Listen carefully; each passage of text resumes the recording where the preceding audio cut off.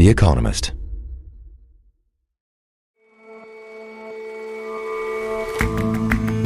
Hello and welcome to The Intelligence from The Economist. I'm Jason Palmer.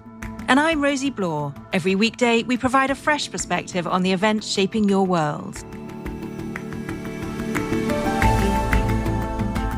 Our correspondents sat down yesterday with one of NATO's supreme allied commanders, a man with nuanced views on how Europe must steel itself for the future, and with a surprising take on how America fits in. And smoking, boozing, fast food, yeah, we all know they're bad for our health. But here's the thing. A new study suggests that one of the most important predictors of an early death is loneliness.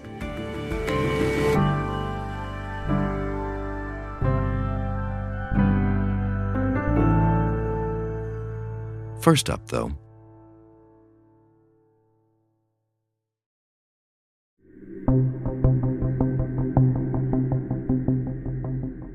Marco Rubio, America's Secretary of State, emerged from 8 hours of negotiations in Saudi Arabia yesterday with at least a plausible step towards peace in Ukraine. Today we made an offer that the Ukrainians have accepted, which is to enter into a ceasefire and into immediate negotiations to end this conflict in a way that's enduring and sustainable. Ukrainian officials agreed to a reciprocal 30-day ceasefire in exchange for the resumption of American military and intelligence help. But just as America's talks with Russia last month on the matter didn't include Ukraine, these talks with Ukraine didn't involve Russia, which must now agree to the terms. The ball, as Mr. Rubio put it, is now in Russia's court. And as uncertain as it all still is, even this step was an outcome that had been by no means assured. So going into Tuesday, there were two absolutely different viewpoints. Oliver Carroll is our Ukraine correspondent. One was pretty hopeful that perhaps the Americans would renew intelligence and military assistance. The other one, which was the dominant one, was that we had essentially a train crash about to happen. Two locomotives headed for each other at very high speed. And throughout yesterday, I was getting these updates from my various sources, some of them with thumbs up, others saying everything's going well, barely believing what was happening. And then it came, this full ceasefire proposal, a resetting of assistance, and with that, Zelensky's nightmare of the White House had been all but forgotten. And so do you have a sense for what the feeling in the room was when it did indeed come? Right, so part of the background is that people were expecting the talks to be led on the American side by Steve Witkoff, this pugnacious envoy that Mr. Trump has been using in his peace negotiations. In the end, it was Secretary of State Marco Rubio and National Security Advisor Michael Waltz. And as my source was telling me, it was a good thing that Witkoff wasn't there. They said it was much more constructive without him. And in fact, I was speaking to one of the 4 people in the Ukrainian delegation shortly after the talks had finalized, Pavlo Palisa. He'd just gone out for a breather and, he was walking outside, and he gave me an insider's view of those talks, the 8 hours of talks. And he said they went into the session with their proposals of a partial ceasefire on land and sea, a prisoner exchange, and return of children who'd been taken by Russia. So basically, this was a halt to deep strikes, drones, ballistic and cruise missiles coming the other way. And then, quite unexpectedly, actually, they had game planned for this, but the Americans asked would they consider a complete ceasefire if Russia would agree to that. And so they called Zelensky and he said, okay. After that, things shifted pretty fast. They agreed to restart military and intelligence sharing. And Palliser told me that within a couple of hours of the meeting ended, he'd spoken to an American general who'd confirmed the order had gone through. Україна сприймає цю пропозицію. Ми вважаємо це позитивним. Volodymyr Zelensky was very happy with the way the tables had turned. He said he considered it positive. Ukraine is ready to take the step, and the United States needs to convince Russia to do so. So actually, Ukraine and America are on a much more rational trajectory. It's taken them a long time to get there, but clearly the ball is now back in Russia's court. So you mentioned a total, if temporary, ceasefire, resumption of military intelligence aid. What else is in the deal? There were so many other things that may have come out. Well, there is an agreement in principle to sign this minerals deal that's been on the table for a couple of weeks and which was supposed to have been signed in that White House meeting. But the big question is right now what Moscow will demand in return, because it seems pretty clear that they hadn't gone into that meeting, the Americans, with prior assurance from the Russians that they would agree to this. And Palace has said to me that basically this is something to be continued. And I think, the important thing to say is that so far, Russia really hasn't been taking part in these negotiations. It's been really America pushing the Ukrainians for concessions. But Russia now has a dilemma. They need to demonstrate that they're honest parties, capable of agreement. And I was speaking to a security source just in the evening yesterday, and he was saying, we wait for Putin. They'll try and string things out, but perhaps by the end of the week, they'll come to a position. My understanding, speaking to sources in Moscow, quite close to the Kremlin, is that they will attempt to eke out certain concessions from Ukraine, which will be very difficult for them to accept. For example, they don't want any foreign forces inside Ukraine as a contingent after a ceasefire is implemented. They'll insist on neutrality. They will demand territorial concessions. They may also demand elections as a way of getting rid of Zelensky and creating disorder inside Ukraine.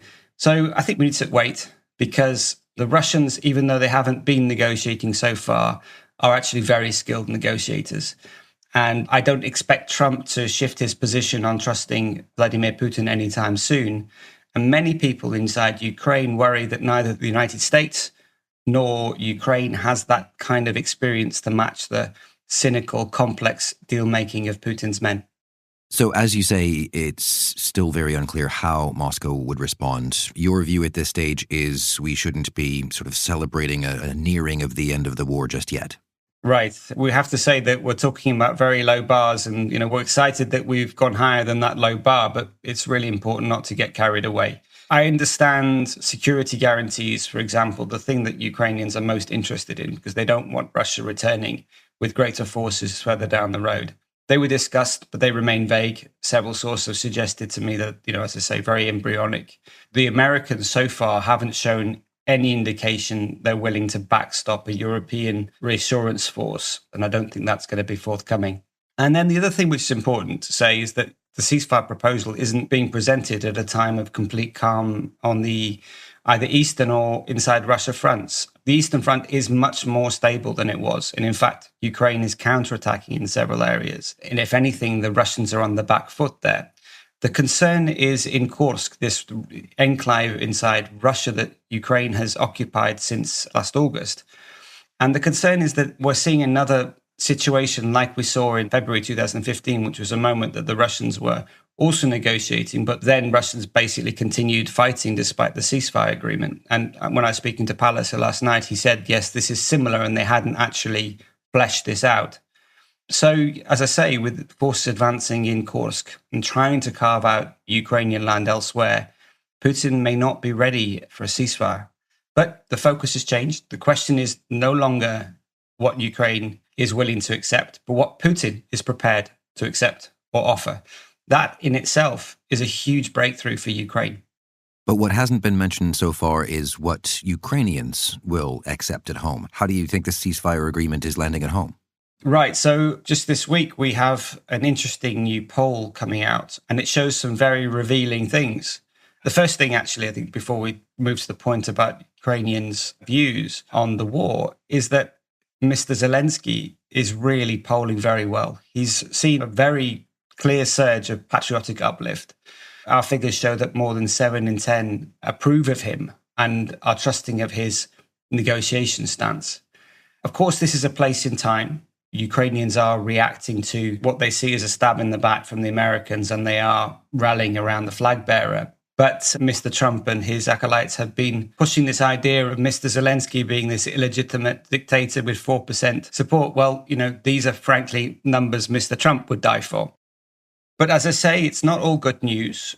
The polling shows that a lot of Ukrainians are very concerned about corruption and division inside Ukraine, but the public appetite for concessions. What we found is actually, far from being this belligerent outlier, Mr. Zelensky in many respects is perhaps less belligerent than his population on various issues. So, for example, pretty much 3/4 of the population said they were ready to fight on even without American support. And the only concessions that they say they're countenanced to make, renouncing the idea of NATO membership, you barely have a majority there. It's within statistical error. So although the picture looks rather rosy for Mr. Zelensky, he's faced with this choice. He either doubles down, follows his public's view, and essentially makes negotiations very difficult, or he folds and becomes unpopular for the position he's taken. So things are not about to get any easier for Mr. Zelensky.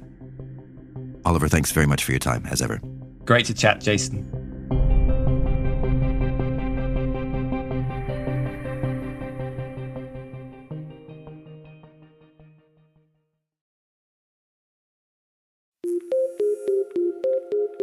Even if a ceasefire does come to Ukraine, even if it can be maintained, questions will remain about defense far beyond Ukraine's borders.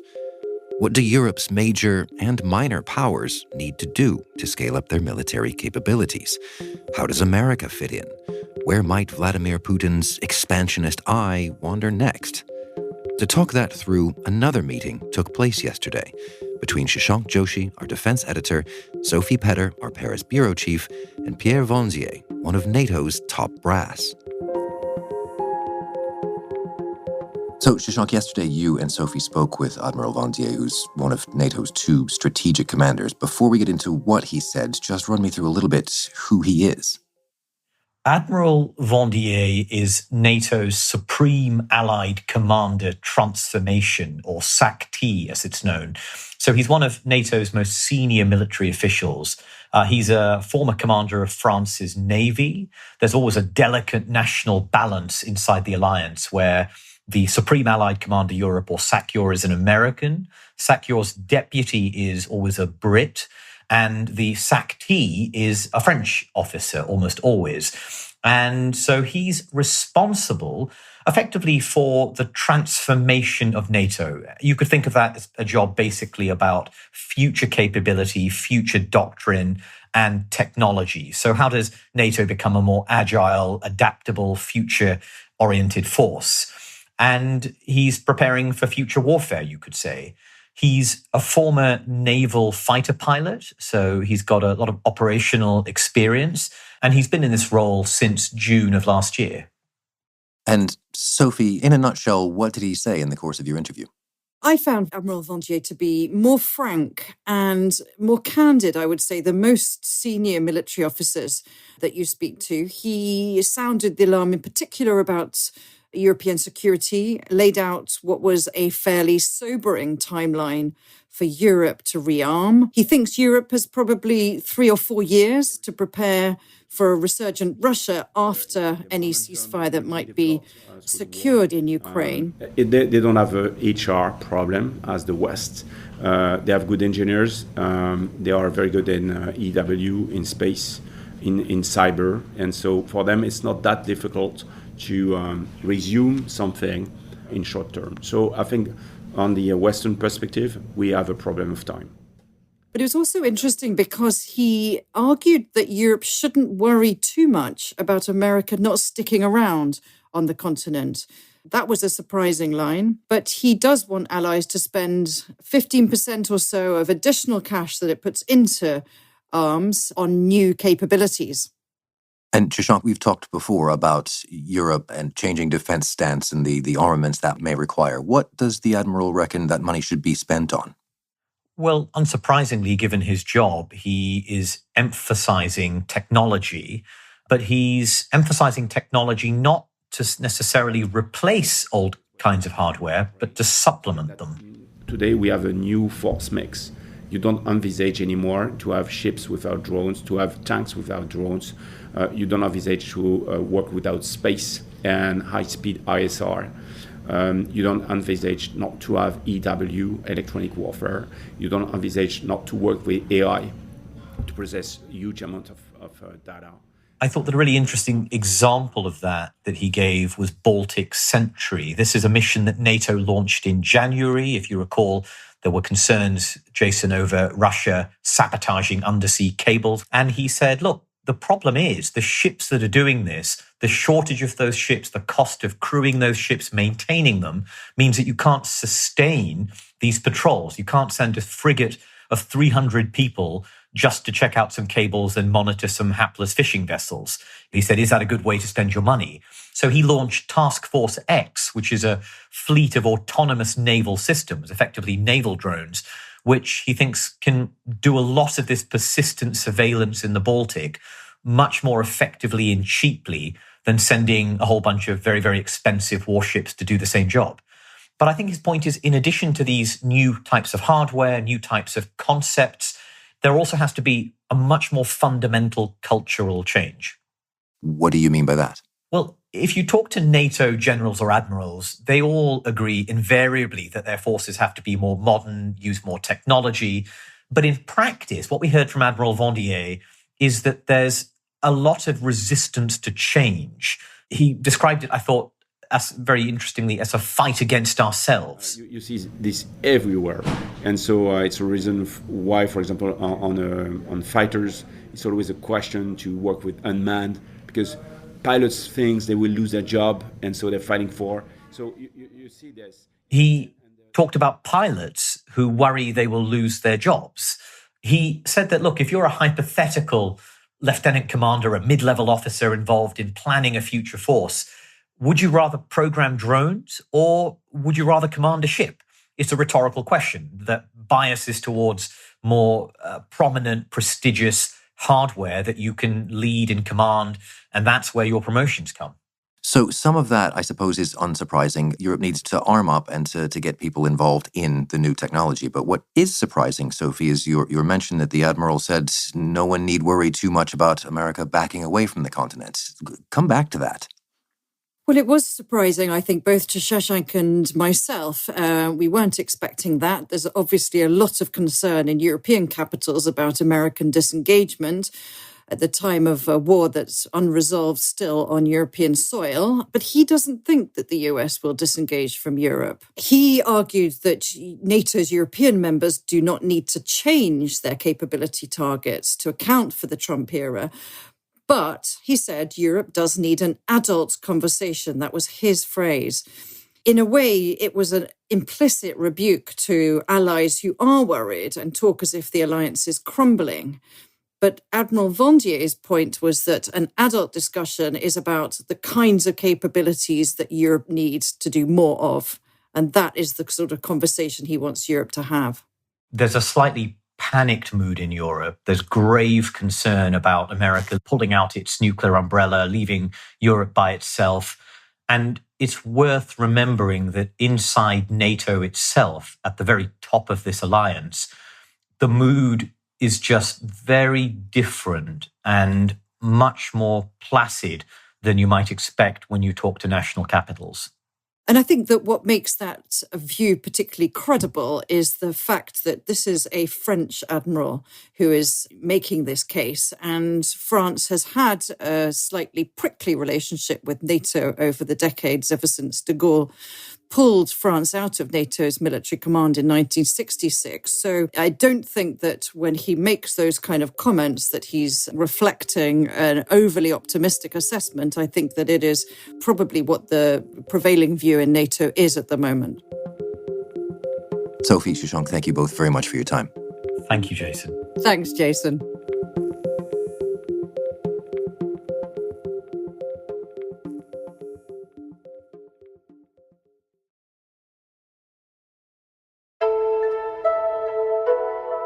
For centuries, emperors and alchemists searched for an elixir of youth. Today, Silicon Valley billionaires pour fortunes into cutting-edge longevity treatments. But the real secrets to a longer life are neither mystical nor high-tech. You just need to look at the data. The UK Biobank contains the genetic and medical data of around 500,000 British people. It's this really detailed database that, as well as having this medical information, also contains data on these individuals' income, lifestyle, and upbringing. Ainsley Johnston is a data journalist for The Economist. So in this new study that's just been published in the journal Nature Medicine, they used this data to try and disentangle the effect that different factors have on the risk of getting different diseases and also the risk of mortality. And it found a couple of things that were not that surprising. For example, smoking increases your risk of a premature death, and exercise can ward it off. But they also uncovered a surprisingly big effect of loneliness on your life expectancy. And what did they show about how loneliness affects life expectancy? They found that social connections were really a surprisingly powerful predictor of a long life. So they found that living with a partner was roughly as beneficial as taking regular exercise for extending your life. So to put a number on that, if you compared a person who lived alone with another person who lived with a partner, but who had the same age, sex, income, demographics, that person would have a roughly 20% lower risk of death each year than the person who lived alone. They also found that having regular visits with friends and family, or people who reported that they had someone to confide in, were also at a lower risk of an early death.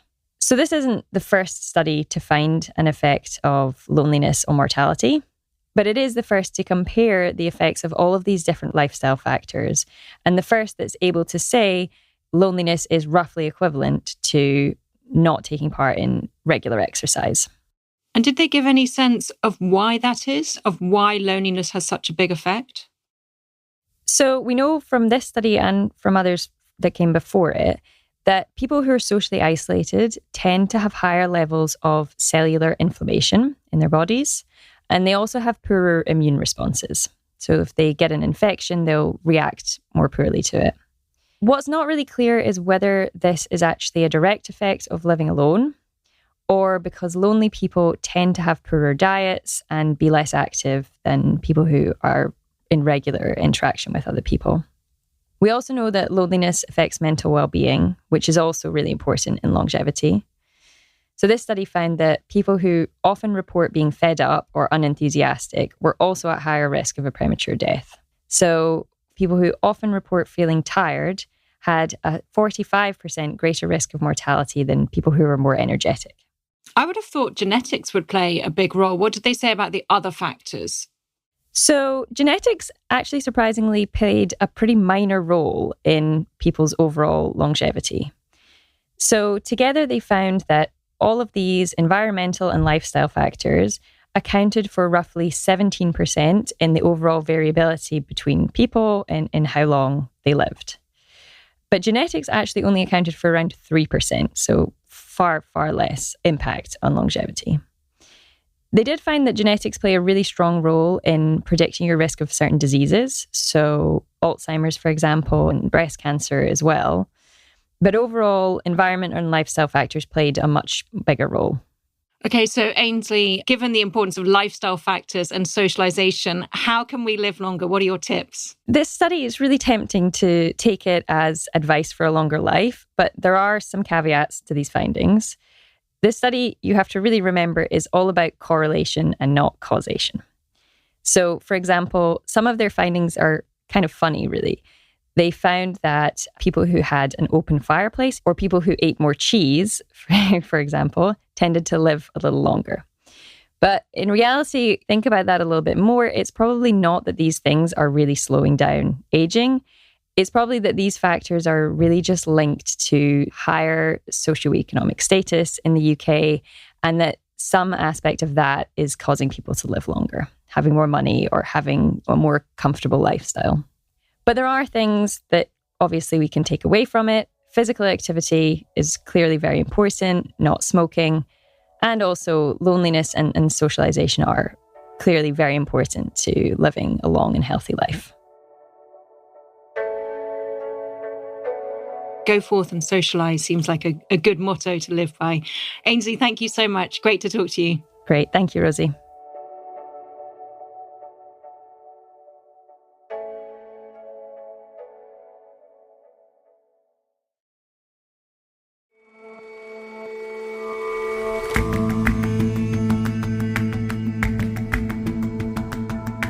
That's all for this episode of The Intelligence.